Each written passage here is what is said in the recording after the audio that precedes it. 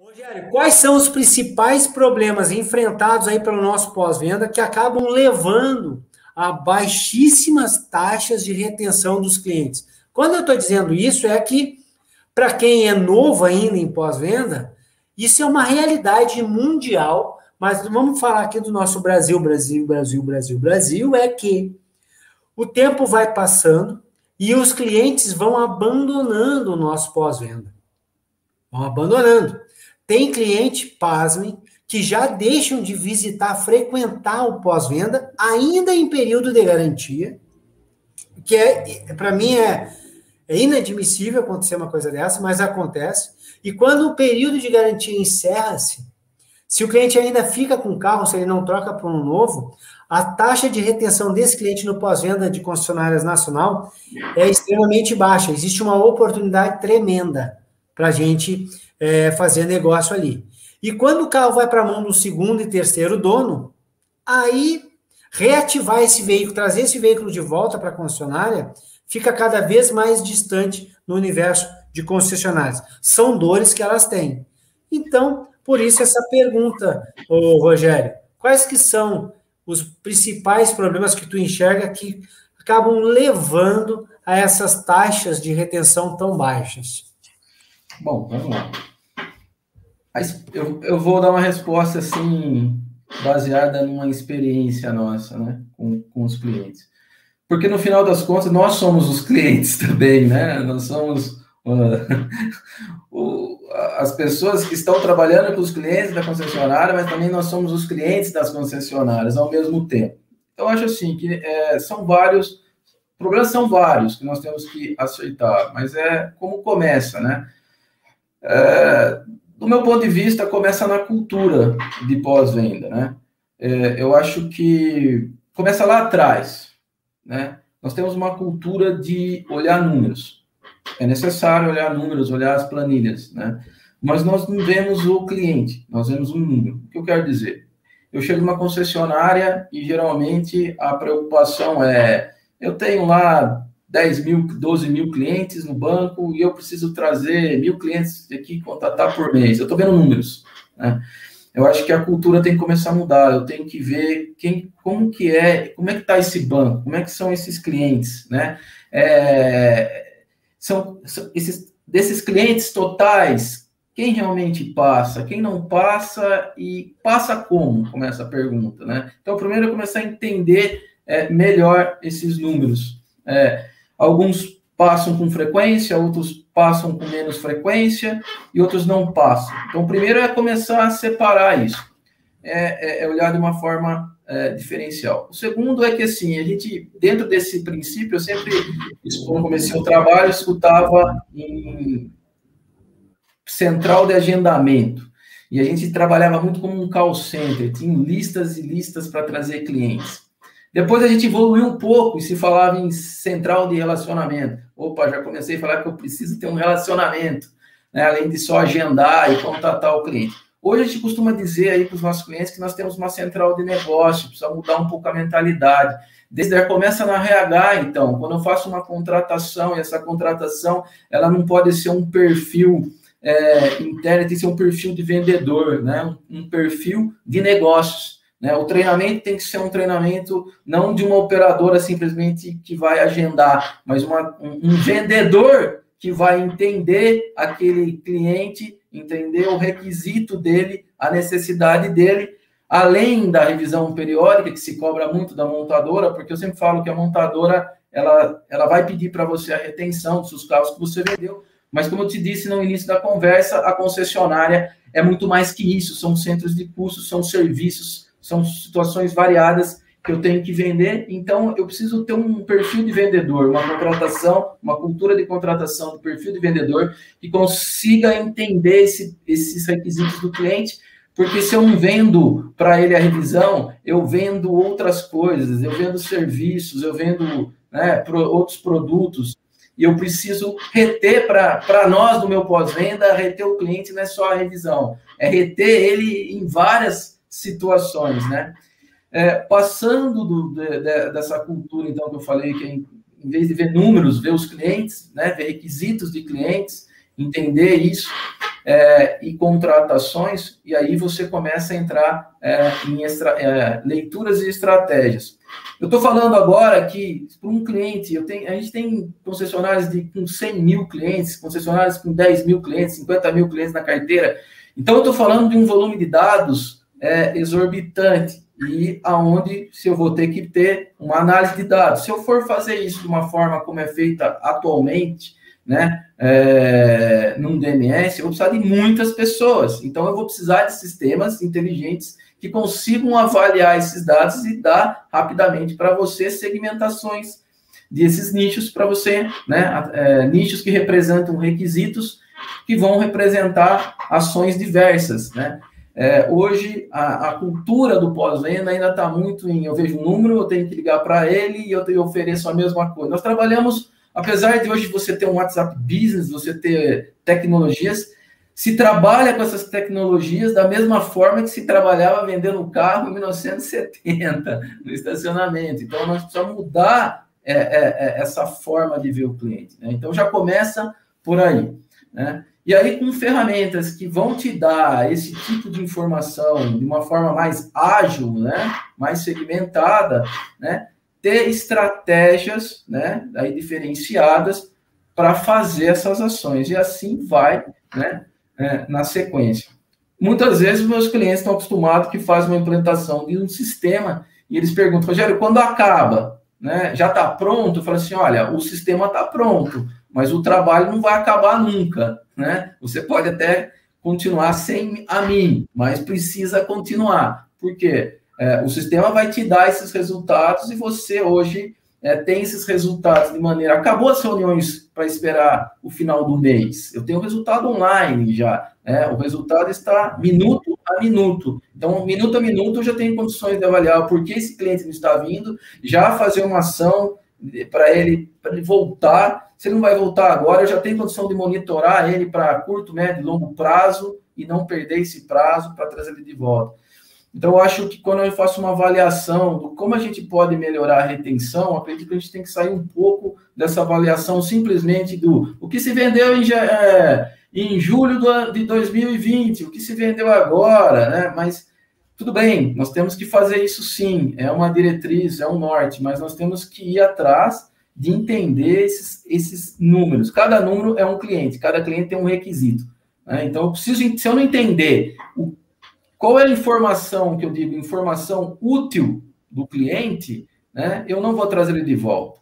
Isso com certeza. Às 7 horas da manhã, eu tenho certeza que antes de eu tomar o meu café, ou depois do meu café, eu vou ter recebido mais de 10 mensagens de montadoras e concessionários de informações que não são úteis para mim. Então, a ideia é que a gente entenda essas informações úteis. Se conseguir entender qual informação útil é para o Olavo, eu tenho chance de começar um trabalho de curto, médio e longo prazo. Porque relacionamento, como a própria palavra diz, né? Eu não conheço o Olavo, né? Se eu fosse uma moça, não ia conhecer o Olavo, já saio pedindo em casamento, ele vai aceitar. O relacionamento começa aos poucos, né? Então, também tem que ter, o concessionário busca muito um milagre, uma plataforma que vai dar o milagre para ele amanhã. Olha, eu preciso ter o retorno, lógico, precisa ter o retorno, mas é preciso investir no relacionamento. O relacionamento é a chave da volta, com certeza.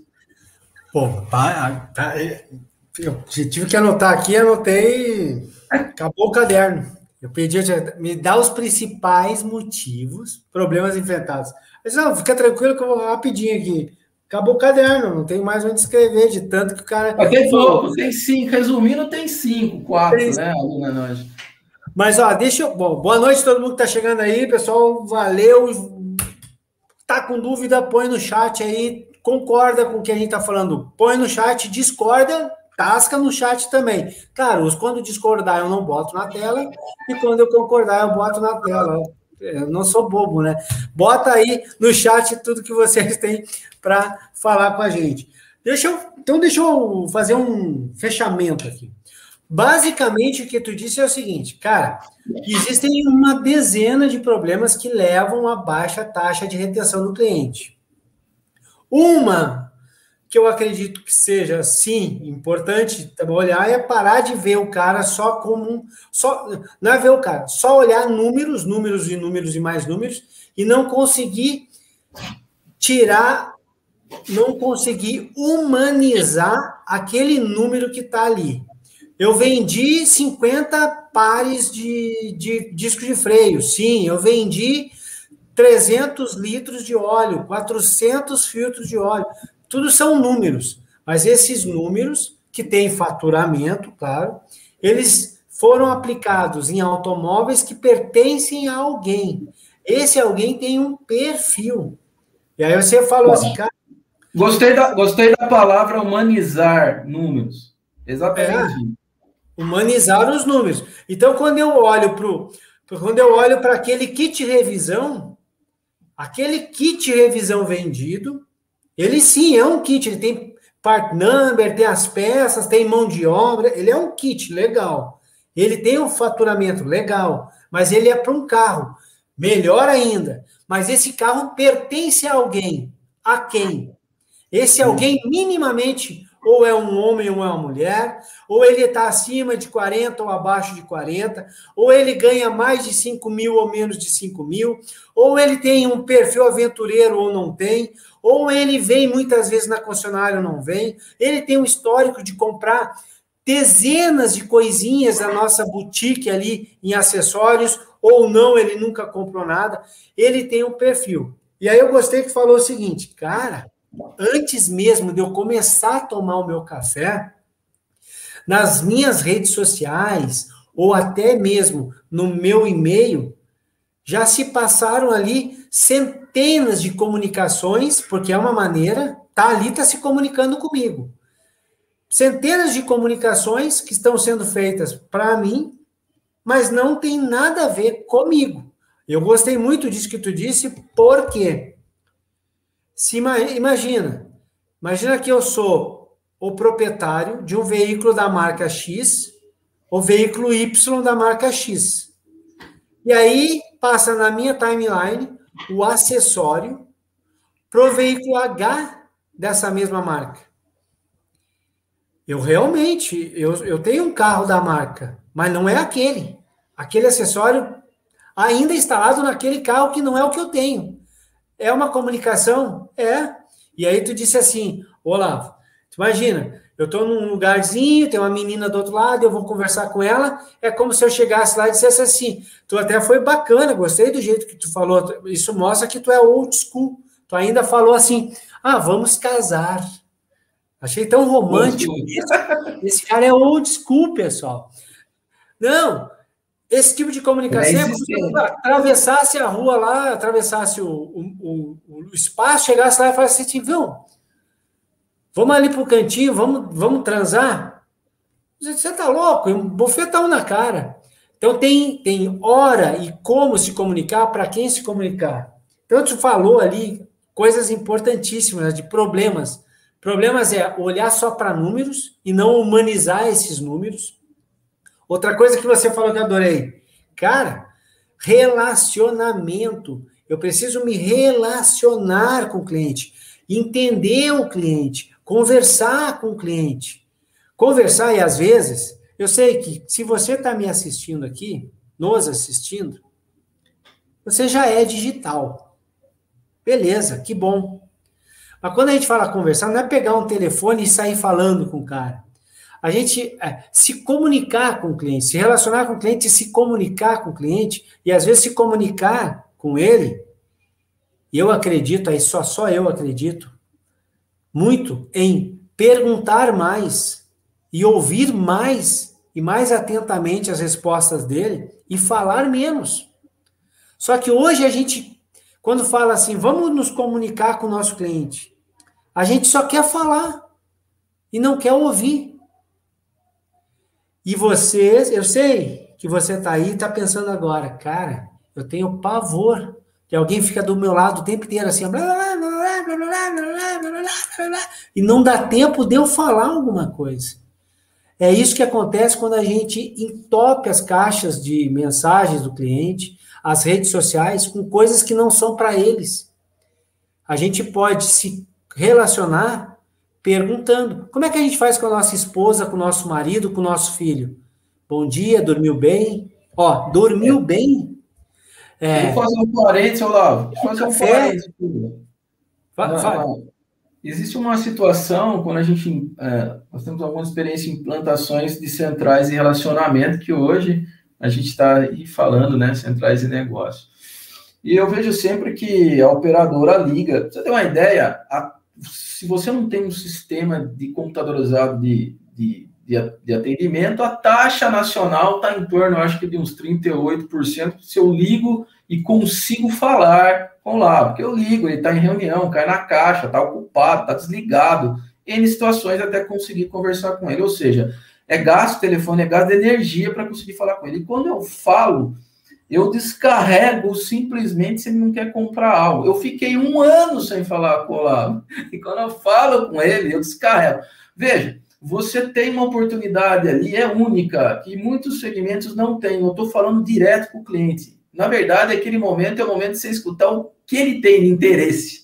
Lógico, você tem que ofertar, você tem que falar sobre o praxe, né? Eu tenho que saber se ele possui esse veículo, atualizar a KM, se ele já fez essa revisão, não. Sim, você vai fazer.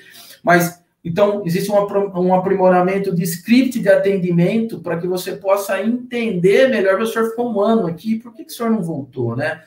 O que eu... Não é plagiar o Santander, mas o que eu posso fazer por você a mais do que isso? Então, e isso é possível com ferramentas em tecnologia, onde eu tenho uma automação, eu tenho um algoritmo, uma inteligência que consegue se comunicar com o cliente. Se eu tenho uma política de relacionamento bem propagada, onde o cliente entende que existe aquela política digital, ele vai interagir, independente se é um e-mail ou se é um WhatsApp. Pode ser um WhatsApp, se não tiver uma política de relacionamento bem propagada, bem definida para o cliente, ele não vai utilizar aquele canal, é dinheiro jogado fora. Ele também não vai falar, assim como eu também recebo WhatsApp e não falo com um monte de gente, né? Mas se ele tiver propagado, ele vai responder e vai começar a te responder perguntas. Então, às vezes, é mais inteligente você, em vez de encher o ano, os 365 dias, o cliente de compra pneu, compra não sei o quê, compra, talvez começar a tipo, olha, o que você achou de tal coisa? O que você achou disso? O que você achou disso? E o sistema, lógico, se você tem um sistema com essa capacidade de inteligência, você armazena essas informações e começa a partir daí começar a captar esse cliente. Eu começo a conversar com ele com situações úteis, né? Que é o que você falou. Desculpa tomar mais tempo, seu. Não, adorei a tua posição, porque você deu um gancho maravilhoso para a nossa próxima pergunta.